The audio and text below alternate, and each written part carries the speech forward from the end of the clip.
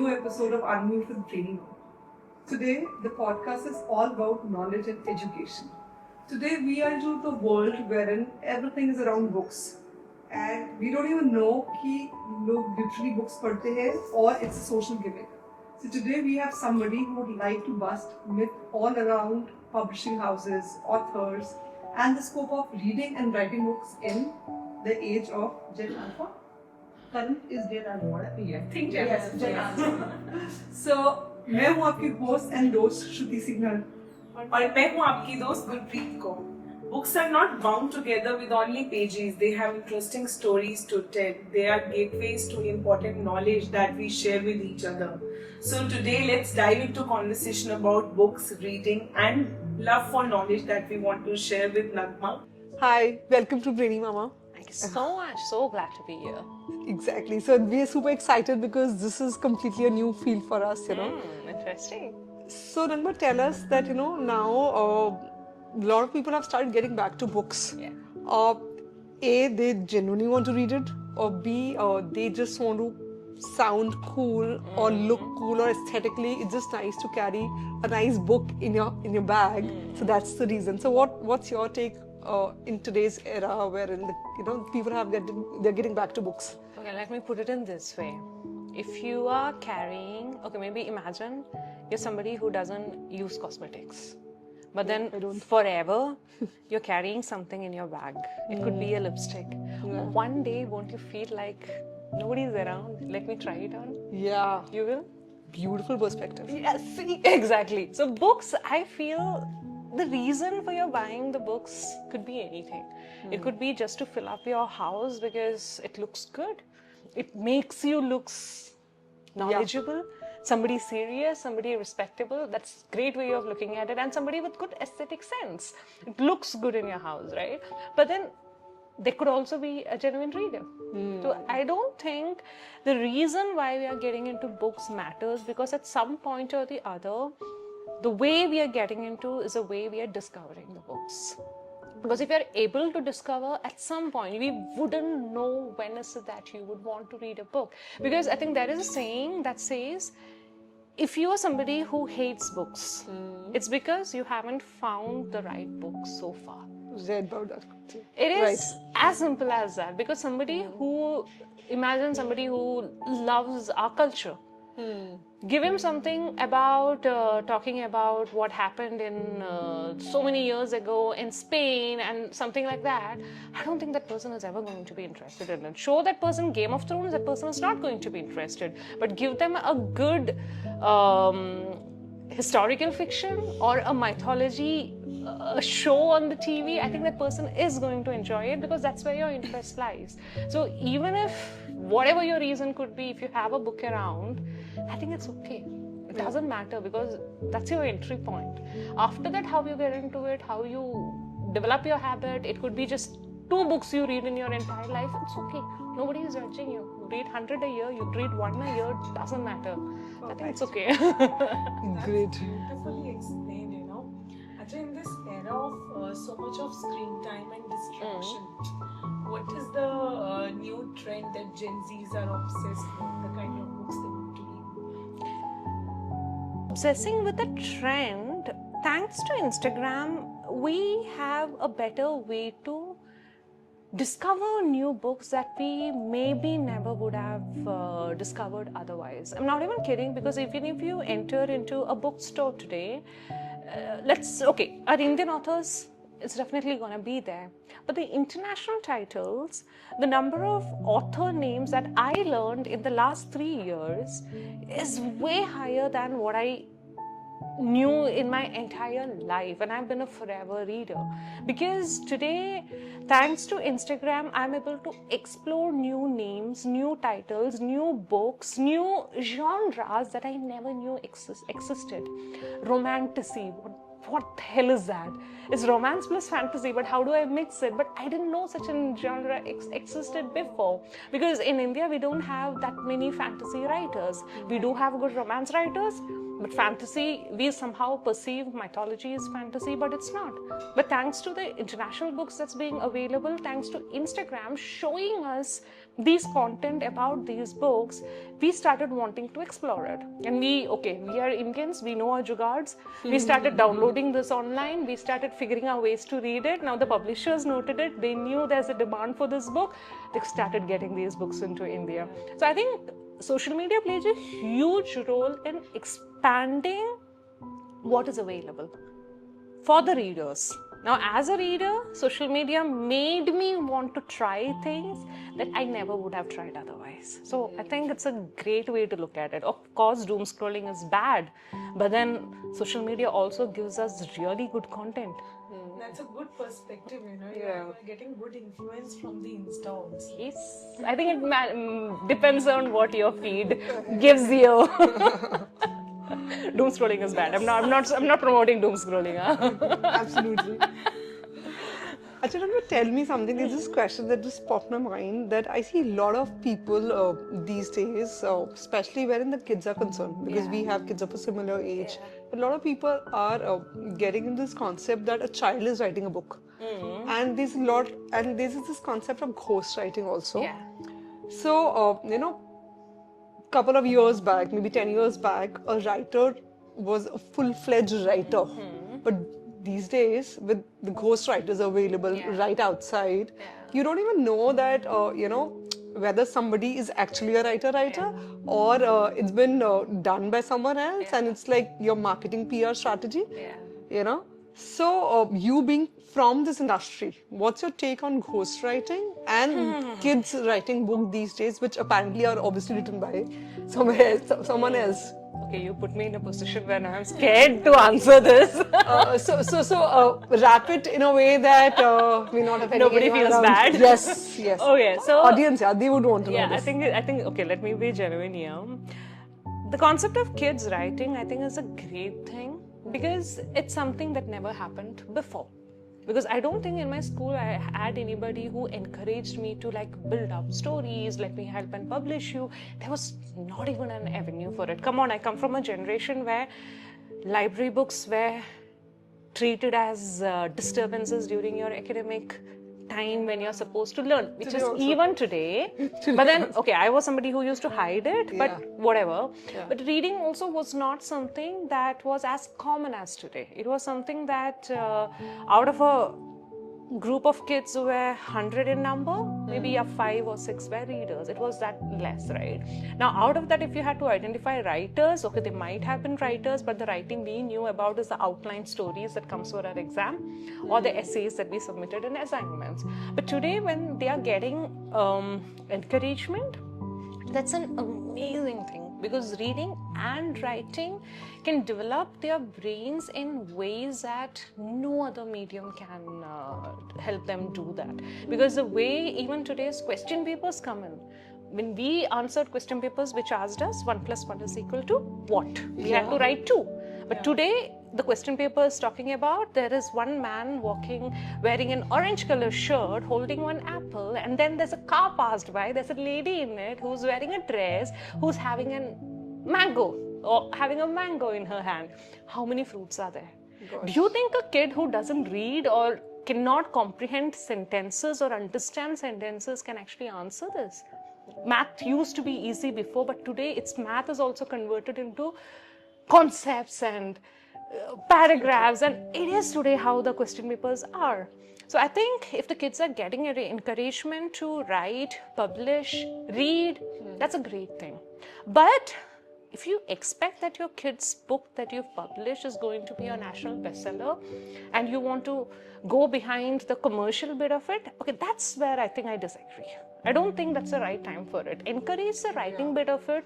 Schools are creating a lot of anthologies. There are schools that I was visiting a school recently in Haldwani. Every year they release one book where every child in that story has written something.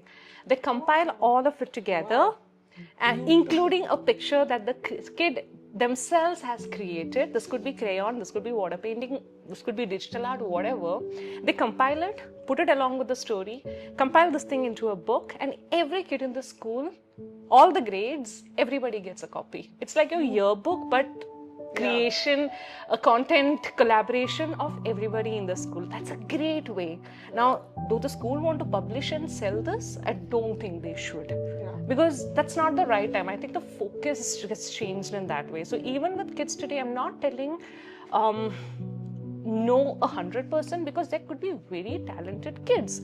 We know 3-year kids who could sing in ways that I don't know, adult cannot. So there could be talented writers. So for them, it makes sense. But others, I think the idea of that competition that sometimes parents have in terms of my child has written amazingly well, let me push it. Come on, you are the parent. You will tell the child has written greatly well. But is it so? I mean, is it the right time to focus on that? If you think the child is writing well, train the child further.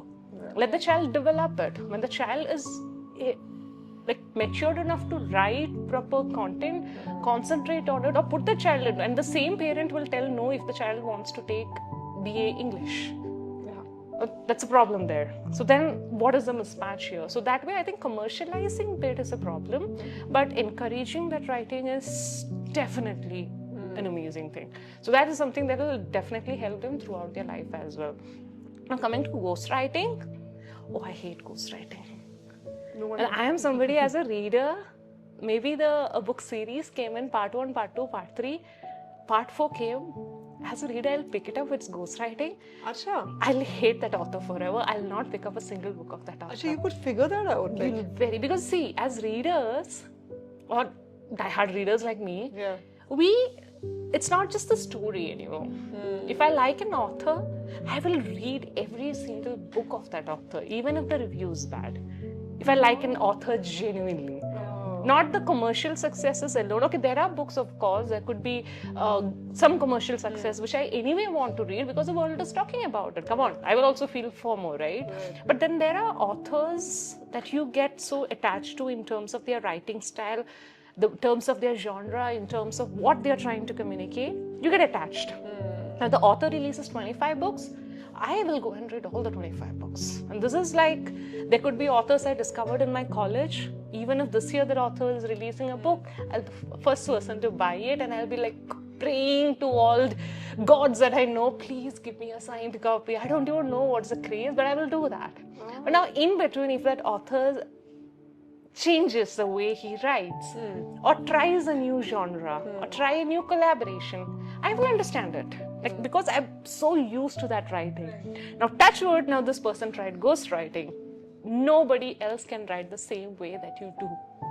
I think mimicry is easier, imitating sounds are easier, but writing, the thought process, that flow, I don't think that can be repeated, and you will identify it. And I don't agree to this at all. So that is one way of looking at it. But then also, I think there are ghostwriting being done immensely today with the celebrity books that are coming in. A lot of them are actually ghostwritten. I mean, if you're not having the time to write, don't write. Like, okay, you're good at talking, then talk, create content. Why do you want to write? Like, you don't have to get into every space, right? I mean, this is my opinion. I shouldn't be telling it being in the industry, but I'm completely against ghostwriting. I don't think I have my own agency, but I don't think ghostwriting is ever a service that ethically I will ever provide. I'm happy to edit, happy to collaborate with people who can do writing courses, but ghostwriting is something that will never appear on my list. Sorry, no. Quite deep, huh? Insightful also. So, there is this, I was reading about Ruskin Bond, and there was a space where he used to sit and write the books. Yeah.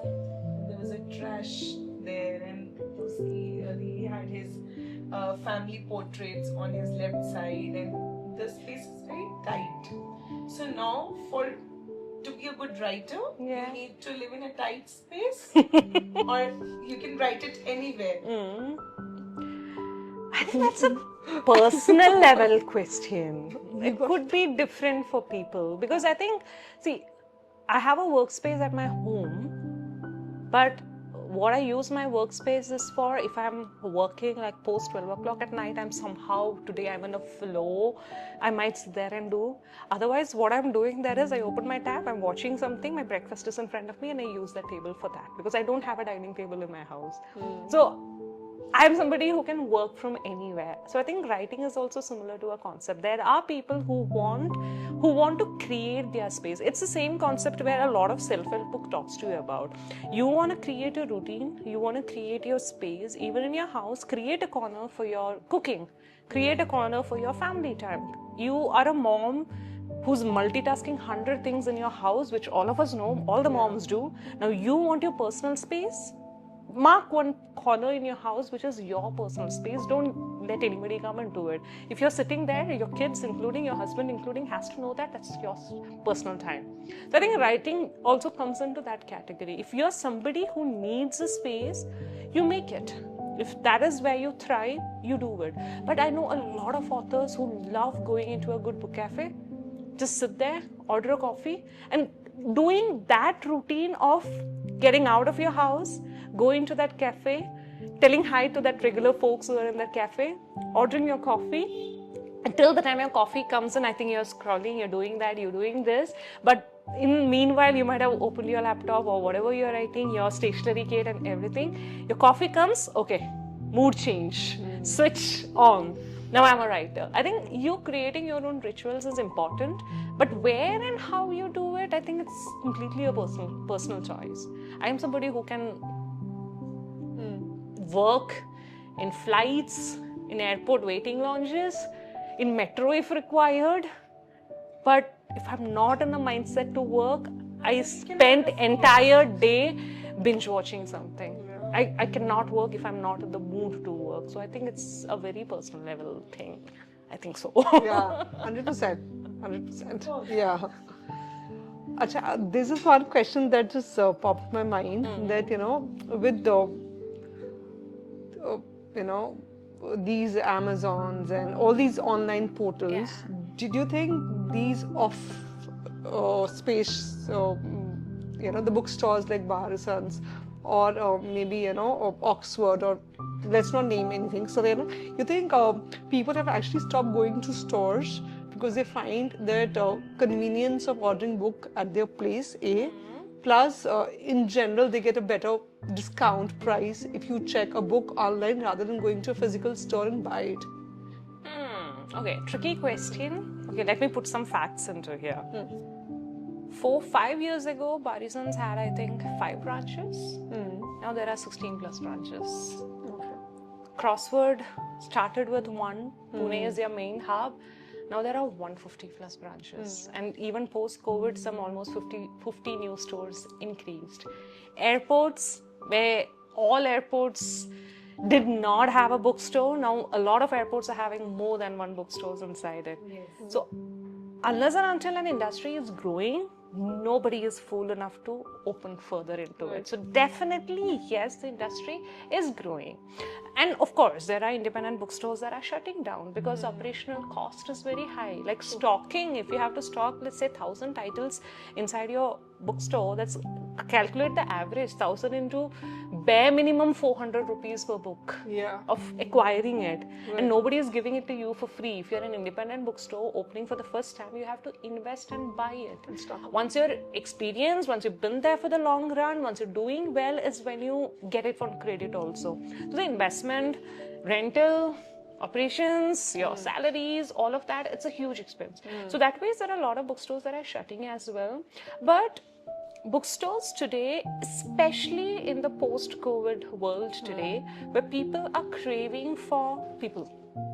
They want those connections, they want those communities, because this is the time or era where communities are thriving. The communities for everything. It's like a therapy. It's like a therapy. You just want to go, and yes, family outings are great, but there are times when people just want to go sit with a bunch of strangers, because then we know that in that group settings, nobody is judging each other. You can be anybody that you want to be. So that library. Exactly.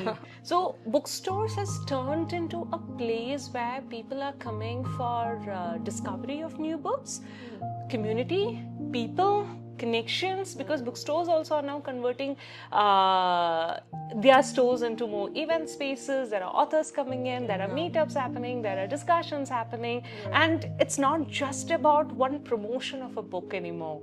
It's about people talking, discussing, discovering, suggesting one person to read something. So it's a lot of things like that.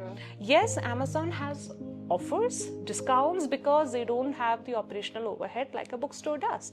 A bookstore cannot give discount, because if you do, you're already working in the bare minimum margin. You don't earn. Come on, you're running a business. You need to earn out of it. So sorry, bookstores cannot give discounts. And anybody, please, coming to a bookstore and asking for discount, please stop doing that. I mean, they cannot give you discount, is why they're not giving you discount. But in Amazon, you go buy a book, you have a book in your mind, you're searching for it, you're adding it to your cart, you're purchasing it. Right. That's all your journey is. You're not discovering. You don't go to the Amazon book section, let me explore what is available and let me figure it out. Absolutely. If you go to a bookstore, you know you want that one book, but okay, that's a thriller. That's a bestseller. Everybody in the world is talking about it. You go to the thriller section, you spotted that book. Okay, maybe you would have taken it in your hand, but you spend time looking through every other title. Right. You get to know more titles, you'll get to see a lot more new author names, then you might get curious, oh, there is a pile-up. Why is this a pile-up? Oh, there are two kids discussing and you're overhearing what they're talking. It's like really good a conversation. Oh, is that interesting enough? Okay, I'm interested now. This experience you can never ever get on Amazon or any e-commerce site. You need to go. Would you buy a very expensive sari just online? Yeah. Books are not expensive, but Yeah. why? Got it. But they have some value. Convenience, yes. Even I order from Amazon and my own, because I work in bookstores. People ask me, Amazon se kiye? I'm like, chahiye tha. I wanted it by today morning because my book was done. I finished reading the previous book, or I needed it. But it's convenience. I needed it. But That experience is missing. It's completely different. अच्छा कुछ books होती हैं that are relevant for decades. Yeah. And some books are just launched and gone. Seasonal. Seasonal. Yeah. 4 months. Why this system? Like, for example, I would still love to read The Charlie and the Chocolate Factory. I love it too. I have read it so many times. Yeah. But with other books, we just read and okay, done. I think books' life depends on what they are talking about. Because a style, a trend, a genre, these can change depending upon what is trending today. Because I mean, the simplest example is what my mom used to wear when she was in college is back in trend today. You'd given it to me when I was in school, I would have been like, oh, what are you giving me? I can't wear this and go out.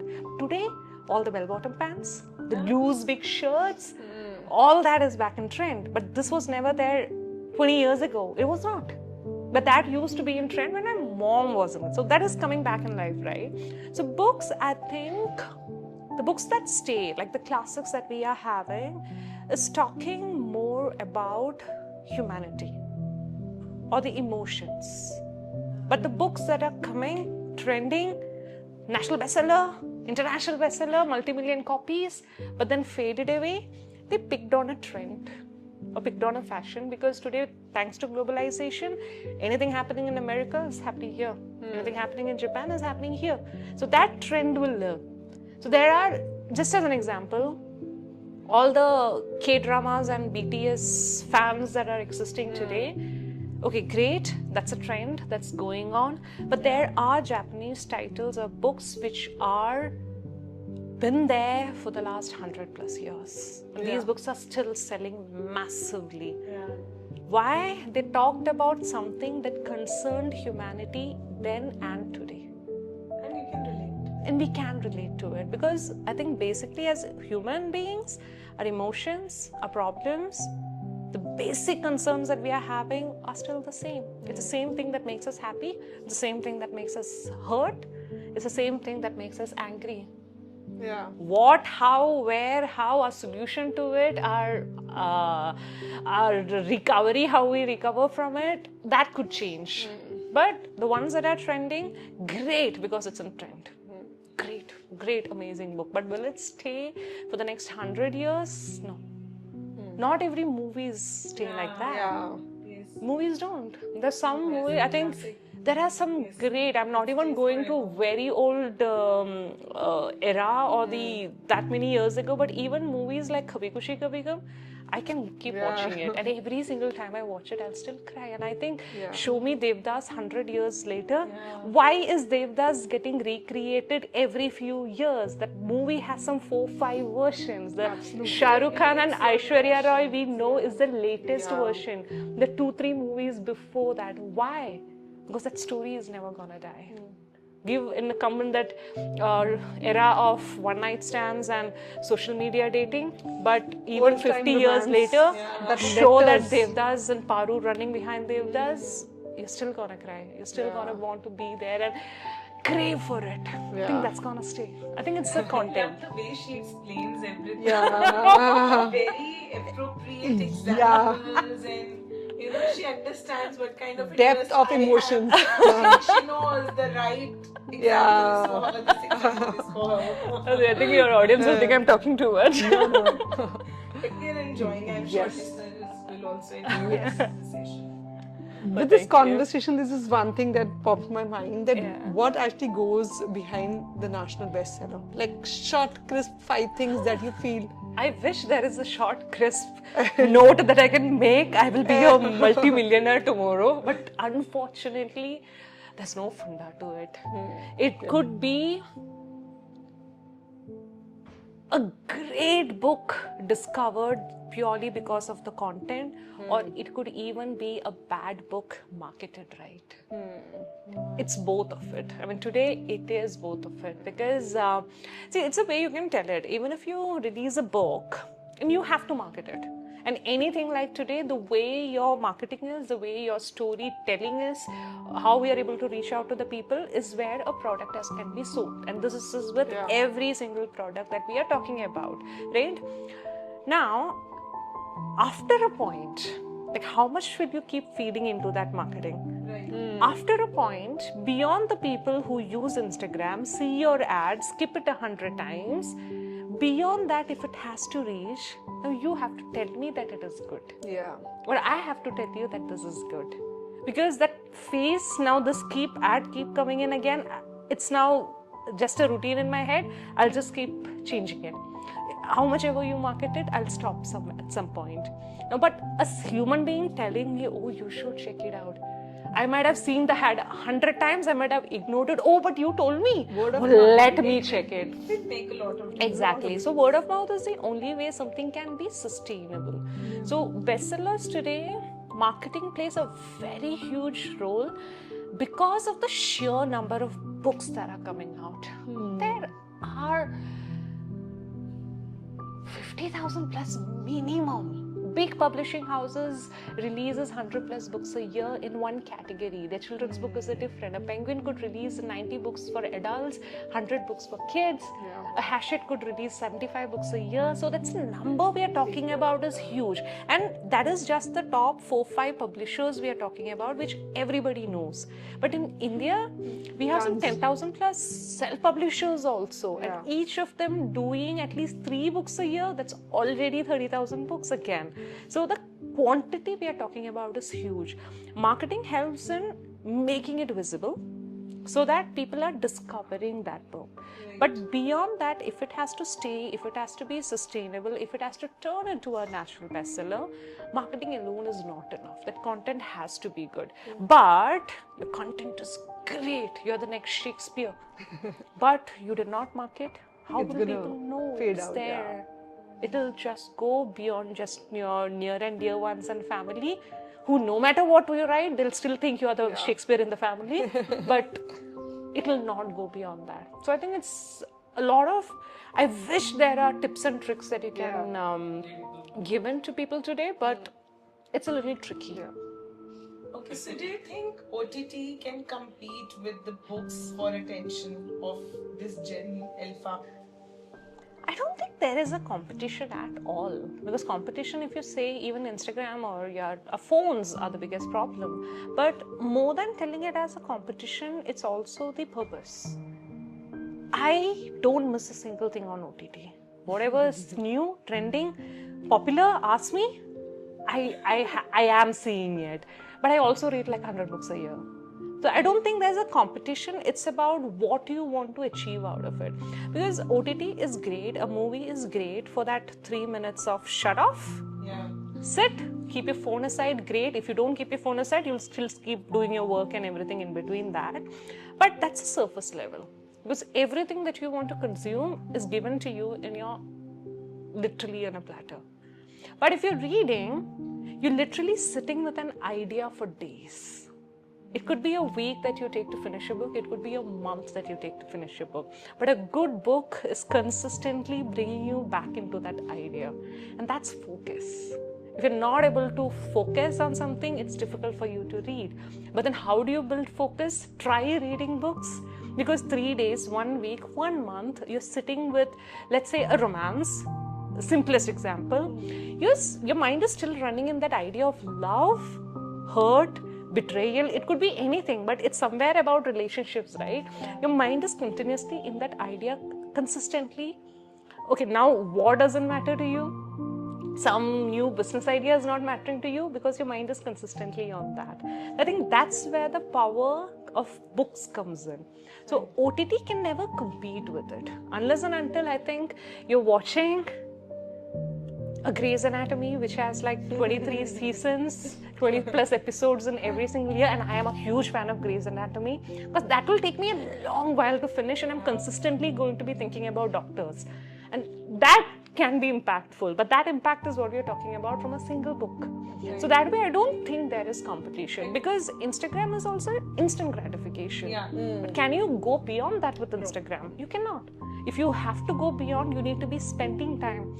In 30 seconds, you can't be emotionally attached to it. Exactly. It's an instant think of, oh, wow, nice. Something else came in, done. But for the book, you sit with that. A good book, there's something I call, it's a book hangover. Because if I read a really good book, I might need 1 or 2 days to just get out of that book for me to start the next book. Otherwise, I'll not be able to start. I'll not be able to emotionally connect. And I'm a very serious reader. I need to be able to connect with my book. Because I'm still stuck on the previous one, I need that break. That's when all my OTT binge watching starts. And then I go back to the next. So I was talking from the perspective of this generation, where, they are more attracted towards the screen and, they are very short span. So for them, how to encourage them to, okay, OTT is there, but it is for the limited time, but what you're going to read will be forever with you. Oh, interesting that you're telling that, but I disagree. Because today, in a bookstore, amongst the customers who are coming in, the majority bit are people below 30. Amazon purchases are people below 30. Instagram users, yes, but today's generation, and we're talking about the Gen Z generation, then we're talking about people who just about 25, right? So these are people who have been exposed to a lot of things way beyond our generation. But if you also look at it, the so-called people we say Gen Z are the more self-realized people than we can ever dream to be. They know what they want.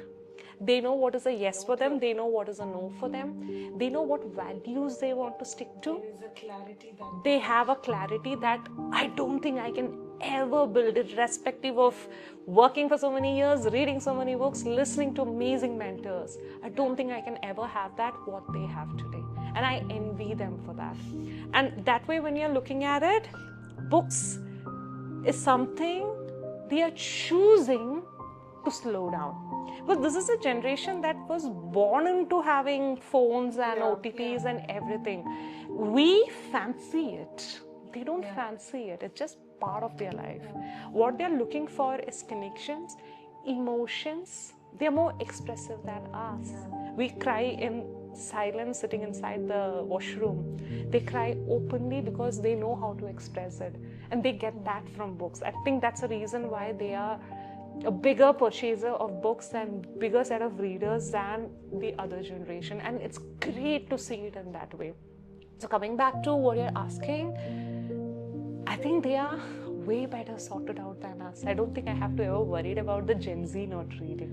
They are reading enough. The age group, this affects the market also of the... Yes and no.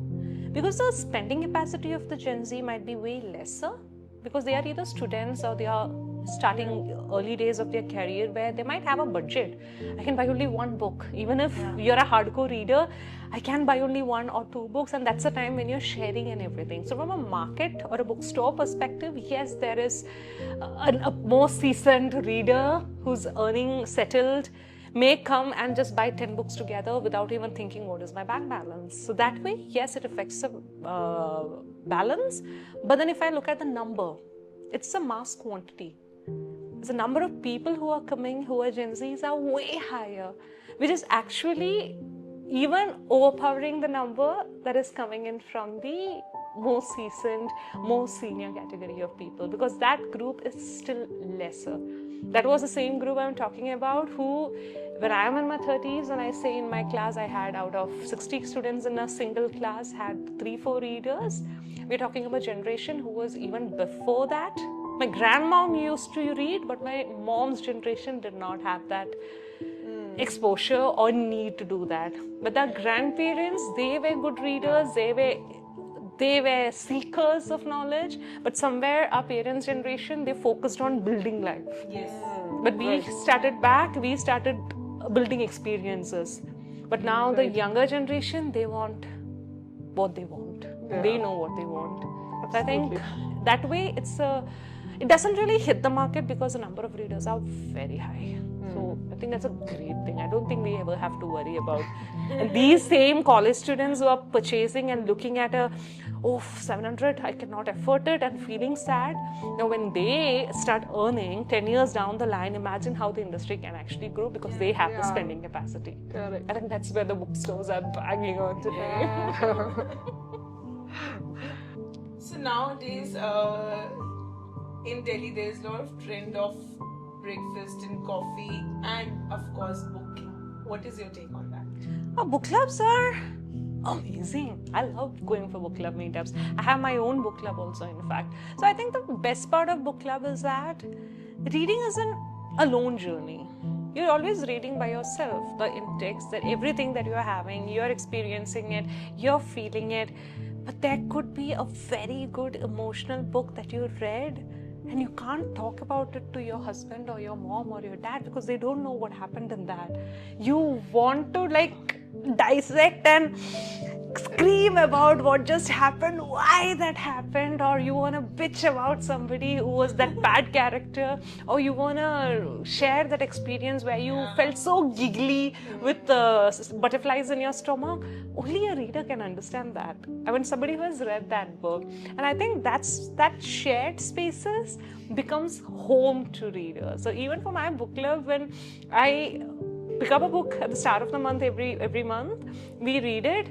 By the mid of the month, when people have started finishing reading that book, they start texting in the WhatsApp group. Did anyone finish? I need to talk. Did anyone finish? I need to discuss. Did anyone finish? I need to shout. And the moment when we start meeting up for the book club meetup, and we have to wait because it's a month-long thing, the discussion is just crazy. So I think the craving for that group, meeting people with like-mindedness, meeting people with similar interest, similar passion, and even, this will not be fun if I'm a non-fiction reader and then you're a fiction reader and then we are trying to have this conversation.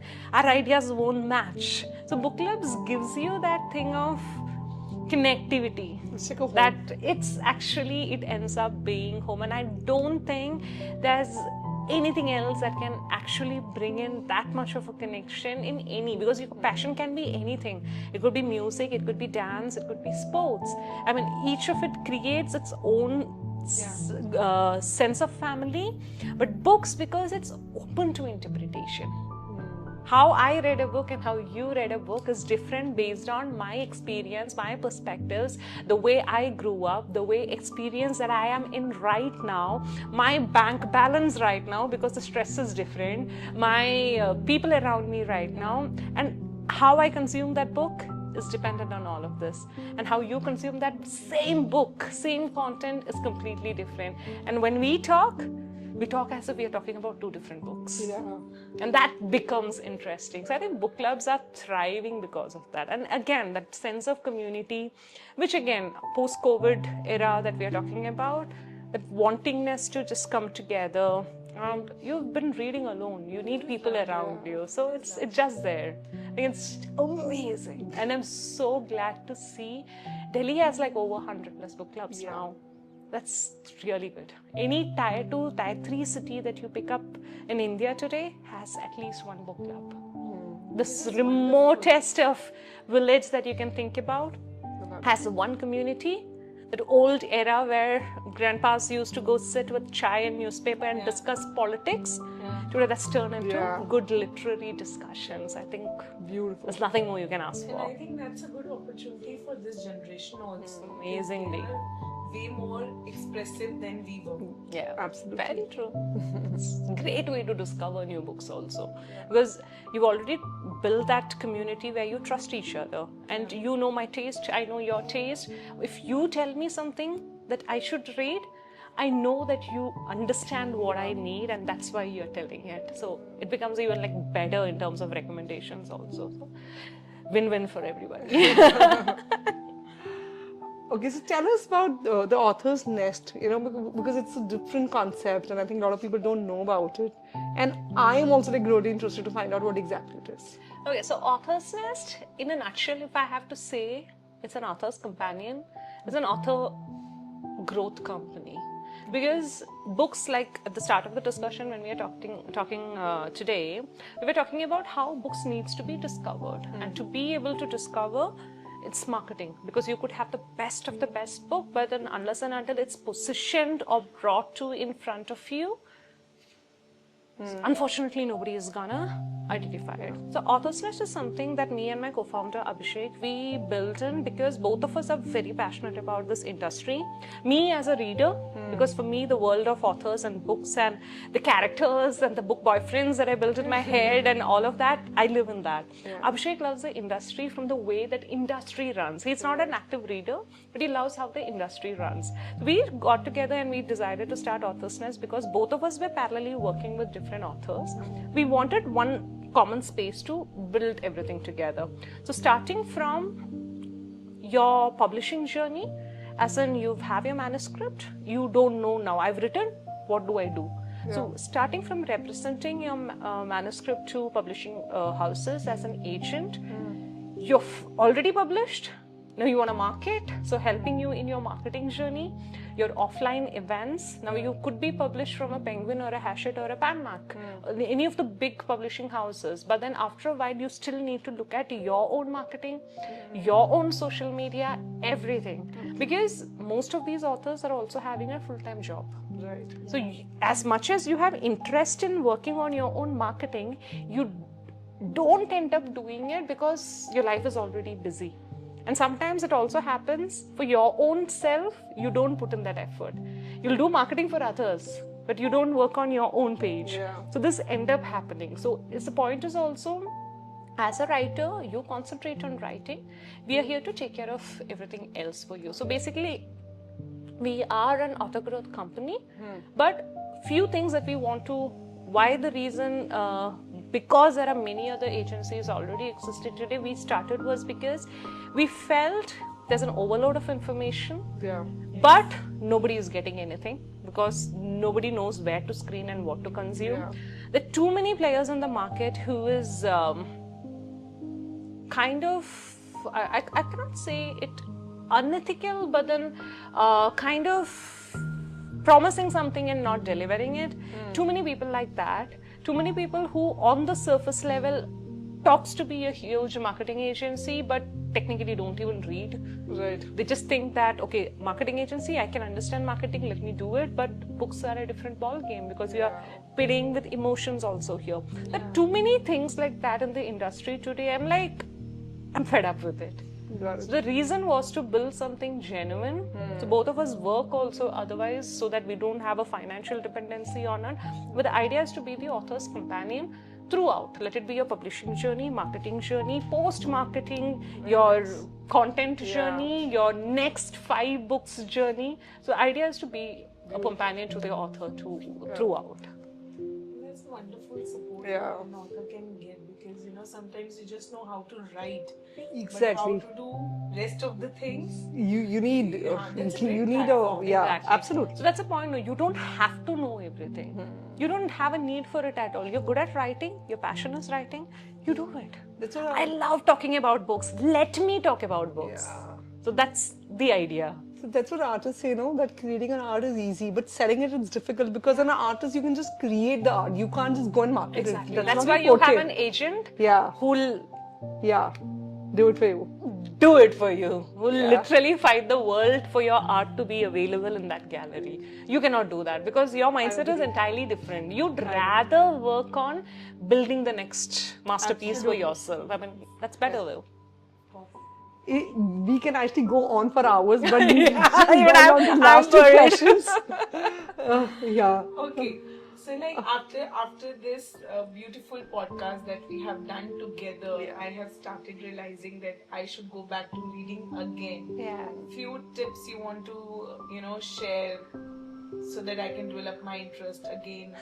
Okay, if you had that feeling that you want to restart reading, okay, I've done my job. Let's go. That's what we are trying to do here. Okay, I think the thing is simple.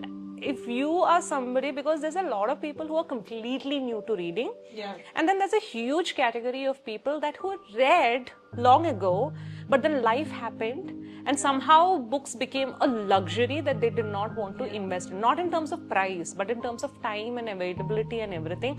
I'd rather work, I'd rather do something else than just spend time in reading, and they're just not able to get back into reading. I think the best thing for you to start doing is first figure out whether you like fiction, non-fiction. So those basic stuff, please do it by yourself. Pick up stuff which are quick and fast-paced.